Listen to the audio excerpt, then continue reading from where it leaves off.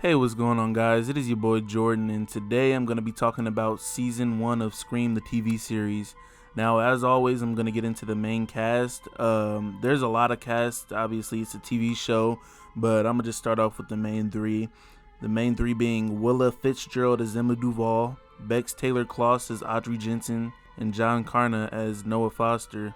I first want to start off by saying I think the TV show is is severely underrated. This is probably one of the most underrated things I've seen. I don't know, if people don't like it, they complain about the mask, all types of things, because it's not the exact same Ghostface mask. It's a different one that they used for the first 2 seasons of the TV show. But honestly, it's really not that bad. I think the whole show is underrated, and I'm really excited to talk about it because I really enjoy the TV series, especially the first 2 seasons. The season 3, not so much, but anyway, my first positive is the characters. Obviously, you get Emma Duval. She's basically the Sydney of the TV series, and you get Audrey Jensen, which is basically Emma Duval's old friend, and they stop hanging out or whatever because Emma got a new clique of friends or whatever, and so they're kind of bitter at the beginning of the series. And then we get Noah Foster, which is like the new Randy, and I want to say this character is really great, a really underrated character. I rarely hear him spoken of like ever when talking about like great Scream characters. Although he is kind of the Randy-esque character, he is really his own character. He brings his own style, his own flavor. Even though he is that Randy type character, he really just knocks it out of the park. John Carter really does a good job playing that geek, and the whole little gimmick with his character is that he's like the virgin. But yeah, he's cool, man. And as for outside of those 3 characters, you get into Carlson Young. She plays Brooke Maddox, and she's a really good side character. I guess main side character. And Kieran Wilcox, the actor, says his name is Amadeus Serafini. Yeah, I don't know how they pronounce it, but he does good. And of course, spoiler alert. I don't know if I want to spoil this. No, I'm gonna just keep the killer's secret identities, disclosed until the end of the review. But yeah. Tom Madden plays Jake Fitzgerald, which I really do love his character, dude. Honestly, he's pretty funny. Connor Well as Will Belmont, which is basically Emma's boyfriend. And you, of course, got Jane Wiles as Clark Hudson, Kieran's dad, basically. That's who he is. Bobby Campo, I think that's his name, Bobby Campo, as Seth Branson. And, you get Brienne Teju, I think that's her name, as Riley Mara, which is basically a part of that whole clique with Emma. And yeah, and basically, this whole series, it starts off with Nina, played by Bella Thorne, and basically it's showing how she uploaded the video of Audrey basically kissing this girl Rachel, and it's going viral.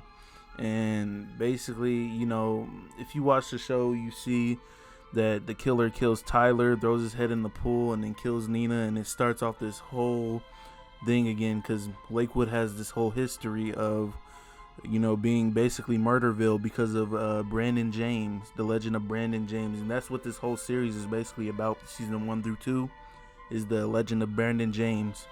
And so people are asking, did Brandon, because Brandon, they don't know if he survived or not. It's this big mystery. And so you got people saying, is Brandon James back? And that's basically the backstory of the mask, because Brandon was deformed and he had this surgical mask, basically I forgot, like to help his face, or I don't think it was to hide his face. I think it was literally for like a medical reason. But anyway, I think the mask is really underrated. I actually like it. The whole raincoat and mask, I really like it.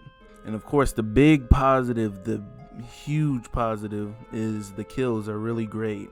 That's something you can't too much say about the movie series. The kills are really lackluster and just basic stabs, guttings, and all that. But the TV series, season 1 and 2, and even sort of 3, especially with one of the kills in season 3, They really up the ante with the kills. It gets really good with them. Season 1, the biggest kill, the best kill is probably when the killer sets up Will in this contraption and basically tricks Emma into running into like a little tripwire, and it basically makes the machine split his whole skull into two, and I don't know, it's just really brutal. But yeah, the kills are really top notch in this. And my third positive is the killer reveal. I like it. It's basically Roman but executed better, not only because it's a TV series and you get to flesh out Piper's character so much more, but she actually interacts with Emma throughout the entire season, so it's almost like a betrayal, which is kind of what I went into as a negative sort of in the Roman reveal in Scream 3. It's basically the same type of reveal, except in this one it's a sister instead of a brother, as well as it's executed a little better because she gets to get into a relationship with Emma, and it's kind of that whole, oh, you've been playing me this whole time. And along with the killer reveal, we already know, again, spoiler alert, Kieran is the second killer in the season 1, but we don't find that out until season 2 when he's revealed as the killer in that season, as well as Piper's accomplice in the season 1, basically. So I think the killers in season 1 and 2 are really good. And I already kind of went into this next positive, the Brandon James backstory. I honestly think it's a really good original story that the writers for the TV series came up with. And you find out that basically Emma's mom, Margaret Duvall, basically she's called Maggie throughout the series, but basically she's this girl Daisy that Brandon James had a crush on, and the whole town is always wondering who was that mystery girl, and the whole time it's basically Emma's mom. And so Piper, knowing that she's the killer after watching the series, she basically taunts her and throughout the entire season, and it kind of alludes to her being Maggie's daughter, and we don't really find out until I think more than halfway through the season. And yeah, man, that whole Brandon James backstory, I don't want to get too much into it because I do think you should watch it, even though if you haven't watched it and you just sat through the 2 killer reveals, it's fine. Honestly, I feel like you might still get some enjoyment out of watching it. And the next positive, I've already talked about the characters, but the 3 leads, Emma, Noah, and Audrey, they do a really good job in carrying the show. I already talked about the little turmoil that Emma and Audrey have at the beginning of the season.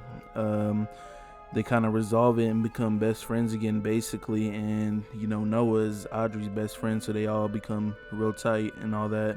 And it makes for a really good season. Overall, this season is really good. I like it.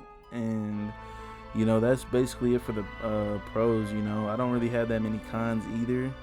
But yeah, basically the first con is the Ghostface voice. Roger L. Jackson is not Ghostface in the first 2 seasons of the show, and it shows.